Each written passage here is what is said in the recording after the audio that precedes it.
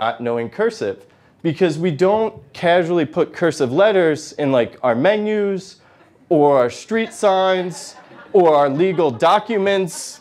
So when I got here, I very quickly realized I have to teach myself cursive. And it's been going okay, guys. I mean, for the most part, it's the print letters, but a little squiggly, right? And I'm going through the alphabet, A, B, V, okay, Kalama. And then I hit T. And I looked at it, and I went, no, I did M already. And I was going back and forth. And for those of you who don't know, the difference between a M and a cursive T is the corners are a little more rounded. And that's it. So I don't know who's allowed this to continue, but I have a theory on how it started. Let's all go back to the 9th century, guys. And as we know, Cyril had created the Cyrillic alphabet. And he had spent his life traveling around, educating, and banging his way through the Balkans, guys. Guys, he invented an alphabet, okay? This dude got laid, okay? But now he's retired. And his apprentice, Clement, wants to take over the crown. But how are you gonna compete with the rock star, guys? You gotta release your own album, cursive. So now he's going from village to village and he's educating the people and he's doing all right sexually. And he arrives in a Bulgarian village and he sees the most beautiful Bulgarian woman he's ever seen sitting at the well, Radoslava. And he walks up to her and he's like, Zdrasti. And she looks up at him and she's like, Ne. And he's like, Što ne? And she's like, I have a boyfriend. And at that moment, she points across the village square, and who's standing there but the blacksmith's apprentice, guys. And guys, he's hot. Like he's like over 2 meters tall, like big man beard, like pack on pack on pack. So solid 9 out of 10 male specimen. Would be a 10 out of 10, but never properly learned how to dance the horo. So now, that man is Clement's competition.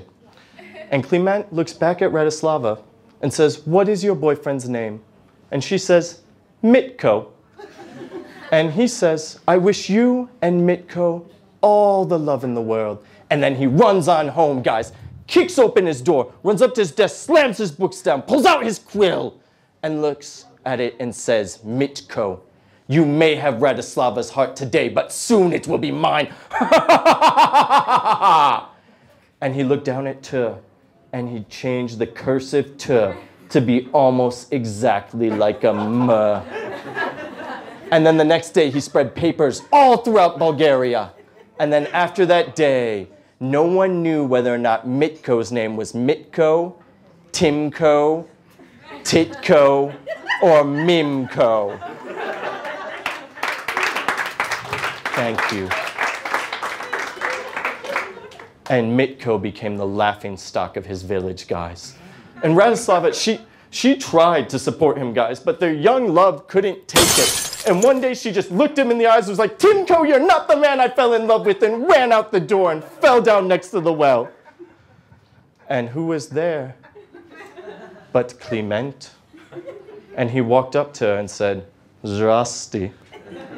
She looked up at him, and he was like, yes, it is I, Clement, here to kiss your tears away. And Radoslava looked him in the eyes and said, are you Clement, or Clemum, or Cletem, or Cletent?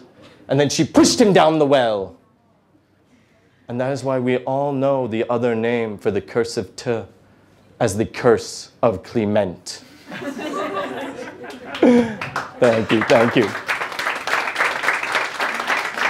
So guys, speaking of curses, the reason I'm here, and I'll get to the curse thing in just a sec, but I fell in love with a beautiful Bulgarian woman. So that's how I ended up in Bulgaria.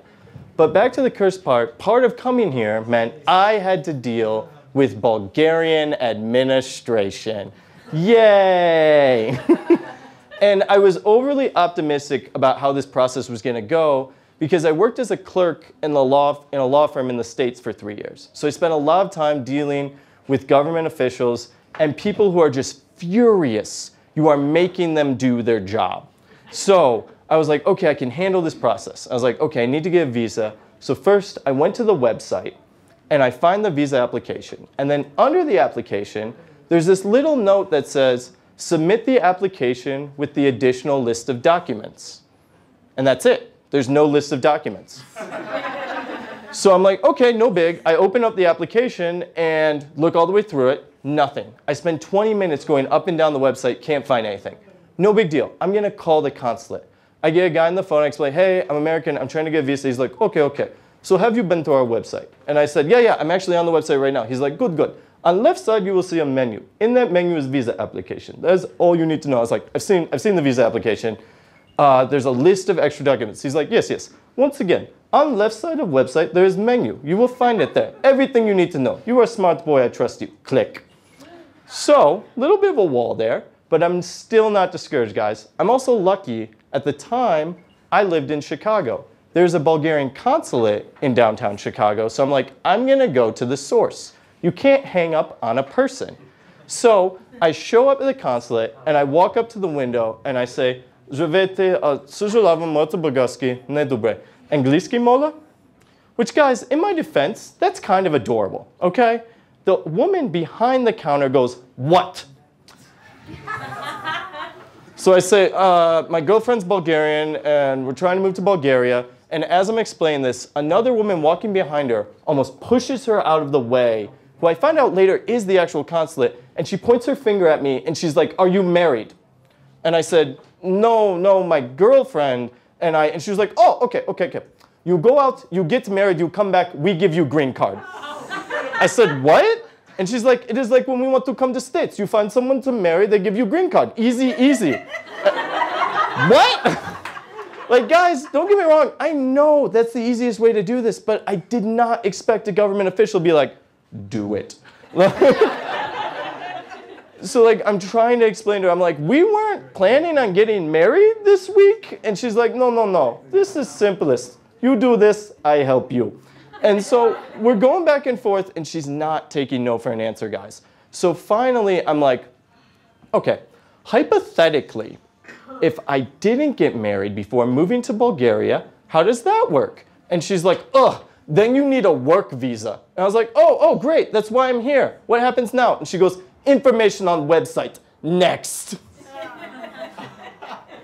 Guys, Bulgarian administration is a bit like a video game that you never win, but you do get a little better at every time you play. And I love video games, guys. Like, it's one of my favorite hobbies. The thing I love most about video games are those moments of human connection and humanity that happen outside the game. Like, back in the day, I played a lot of World of Warcraft. And in that game, you can make your character dance if you want. And I was in a battlefield, and we're prepping to attack the other team.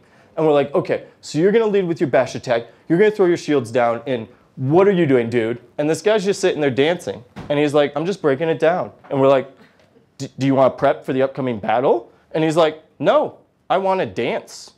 And we all kind of look at each other. And then one by one, we all just sort of make our characters break it down. So we're all having a little dance party in the middle of this war. And then the other team just runs over the hill at us. And they all kind of stop. And you see them kind of look at each other like, is this a trap? What's going on? What's going on? And then one of them starts dancing. And then one by one, everyone on their entire team starts dancing. So now we're having this great dance party for 45 seconds. Guys, it was miraculous. There was peace in the world of Warcraft. But the game I'm playing right now, guys, is Fortnite.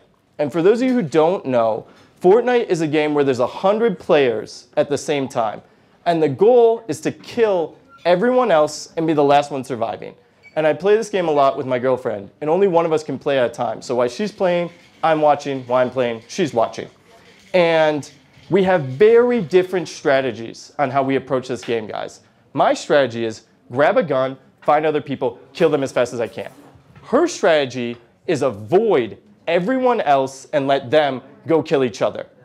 I have placed in the top 10 in this game about 3 to 4 times and never won. She consistently places in the top 10 and has won a match. And the way she won is every time she'd see someone, she was like, oh, nope, fuck you, I'm out. And she did this for the whole game. And we're just watching her do this and run around. And then finally, it's her and one other person. And we're like, oh my God, they're going to come around the corner soon. You're going to have to shoot them, you're going to have to shoot them. And then suddenly it's like, victory royale, you win. And we're like, oh my God, you did. What? But also, huh? Because you didn't kill anyone.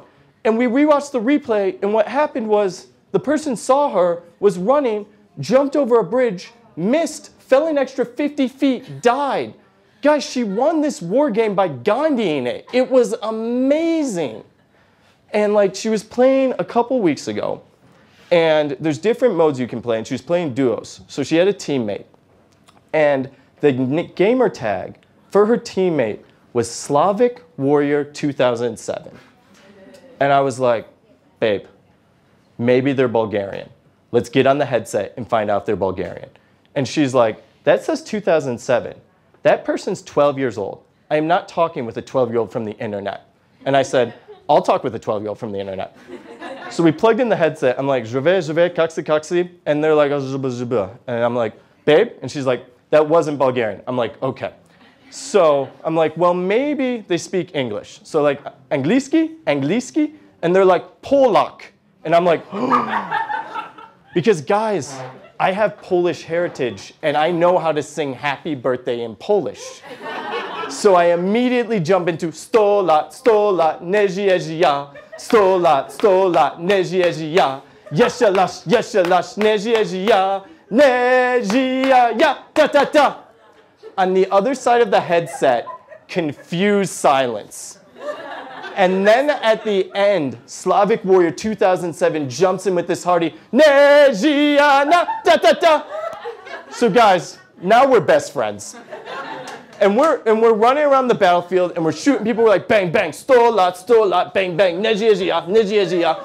And like the only other Polish I know is like, I'm like, babcia, which is grandpa. He's like, cha-cha, which is grandpa. Bang, bang, bang, bang, bang. And guys, it was magical. It was. And then, I'm sorry. This next part's always hard for me. We were going around the south side of Loot Lake. It was a sunny day. Slavic Warrior 2007 loved the sun, guys. And then suddenly from the east, bang, bang, bang. And I see him, he gets hit, and I'm like, oh no, buddy, I got you. And I run up, I throw up a barrier. And then from the west, bang, bang, bang. I'm like, no, no, no. And I throw up another barrier, and I turn around. And he's gone, guys. He's gone.